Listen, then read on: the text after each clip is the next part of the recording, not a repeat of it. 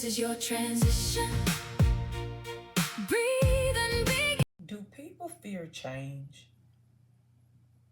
My answer would be yes, and also no. Yes, I do believe people fear change, and they genuinely have a fear for change. They genuinely have a fear for the uncertainty in their life, in their career. They have uncertainty in their job, if their job is changing due to AI. Yes, I do believe people genuinely fear change. Then I'd take that same question and I would say no. Because sometimes people aren't afraid of the change itself, they're afraid that they can't express how they feel about the change. And as leaders, we need to talk about this one. So I'm going to give you some data around this, and this is from Gallup. So Gallup found that 3 out of 10 U.S. employees feel like they can actually speak about how they feel about something in the workplace. 3 out of 10 people feel like they can basically talk to their manager. That means that if you're leading your company through a reorganization, most of the people that's sitting in that room, you'll never know how they really feel. If they have questions, if they have ideas, if they have concerns, or maybe if they even have some solutions. Those things you'll never hear about from most of the people in the room. But because somewhere along the way, they've learned that it's safer to stay silent. So why is it employees do not speak? Sometimes they've spoken up before and they realized nothing was going to change or nothing happened. Sometimes they spoke up and then they were labeled as negative Nancy, right? I think that's what they say. They don't want to look like they are resisting the change, and then they don't want to look like they're challenging their manager. Then they also worry about, will this come up in my performance review that I spoke up? And it sounds like I spoke up against my manager. And they also may have watched somebody else speak up and the repercussions behind that person speaking up. Or maybe, just maybe, their leader has fostered an environment to where speaking up feels like disrespect. And as leaders, I think we do have to own that one. So here's some leadership lessons we can learn from this whole scenario. Leadership lesson number 1. Don't ask the question if you don't want to hear the answer. If you tell your team, tell me what you think about this, you have to be emotionally prepared to hear the answers that you're going to get from your team. You might not like it. It may get under your skin. But psychological safety doesn't mean that you agree with everybody in the room. It doesn't mean that you automatically disagree, and and when they disagree with you, that doesn't mean that they're disloyal. That's where the emotional intelligence becomes incredibly important. And recap, we talked about emotional intelligence yesterday. So leaders, can you hear the statement, I don't agree with your decision, without immediately becoming defensive? Can you hear the statements, I'm scared of what this is going to do to my job, without dismissing their concerns? Can you listen to understand instead of listening to respond? That is leadership. Lesson number 2. Listening does not mean you have to reverse your decision. And that's important. Creating a psychological safe environment doesn't mean that every concern changes the decisions. Because let's face it, you have a job to do.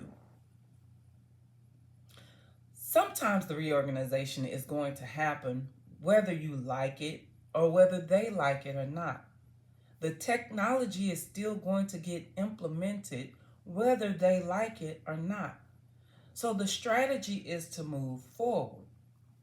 And the decision has already been made. But here are some of the things that you can say when people bring concerns to you.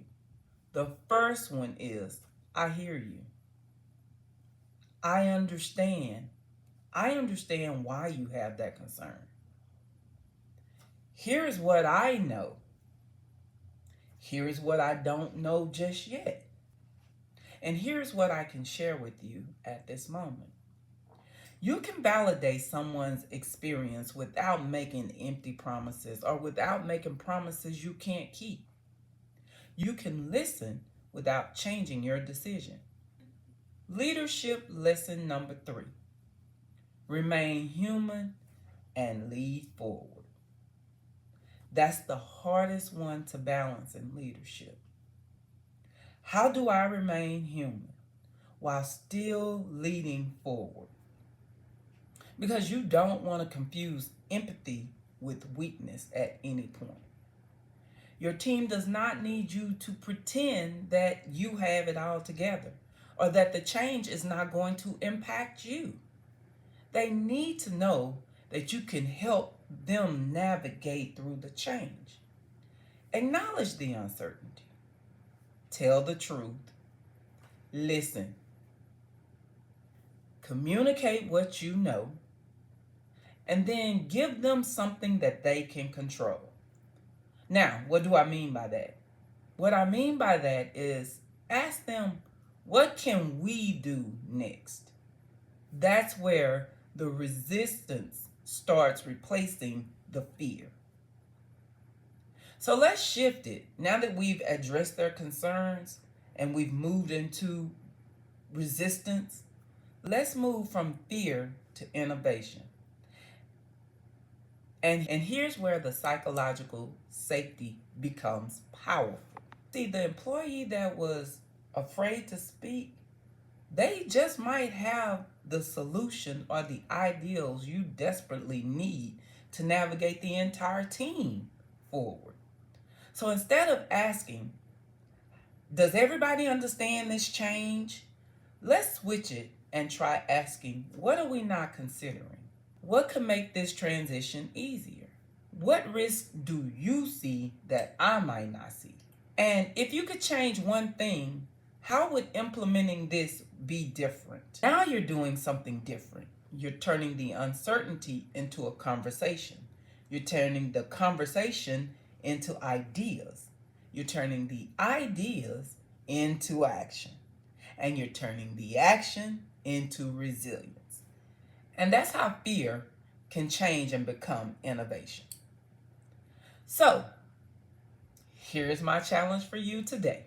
In your next meeting, instead of asking, does anybody have any questions? Why don't you ask this question? What haven't we discussed that we need to talk about? And then just be quiet. Give your team permission to tell you the truth. Because resilient organizations are not organizations where no one is scared or afraid. They're organizations where people can feel safe enough to talk about the fear. And their leaders listen, and their leaders are strong enough to listen. This is day 4 of the Resilient Leader.